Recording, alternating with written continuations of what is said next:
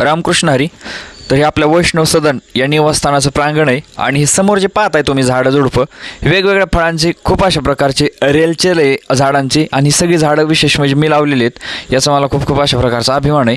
आणि हे पहा मिरचीचे वगैरे जी बारीक बारीक झाडं आहेत तर इथं काय केलं होतं तुम्ही सगळ्याला माहिती आहे की मी पाठीमागं 2 शेतामध्ये आहे ना लाल मातीने गाळ भरला होता आणि त्यावेळेस मग ट्रॅक्टर आणून घरापाशी सुद्धा 4-5 ट्रॅक्टर टाकले मातीचे त्याच्यावर शेणखत टाकून मी भाजीपाला लावला होता. खरं तर तुम्ही आम्ही शेतकऱ्याची लेकरं आणि आपण शेतकऱ्याची लेकरं किंवा शेतकरी आपण जर बाजारावरून भाजीपाला आणत असेल तर याच्यापेक्षा दुर्दैव दुसरं कोणतं नाही. म्हणून मी भेंडी असेल दोडका असेल कारले असेल त्यानंतर टोमॅटो असेल ही काकडी असेल सगळ्या प्रकारचा भाजीपाला मी घरी लावण्याचं काम केलं आहे आणि बाजारावरून मी अजिबात काय आणत नाही सध्या तरी आणि आणणार पण नाही. आणि आपण माझं पण वैयक्तिक कृषी सेवा केंद्र आहे. खरं तर एवढ्या प्रकारच्या केमिकलच्या फवारण्या घेऊ आहे ना खूप अशा प्रकारची बिकट अशा प्रकारची परिस्थिती आहे काहीच खायासारखं राहिलेलं नाही.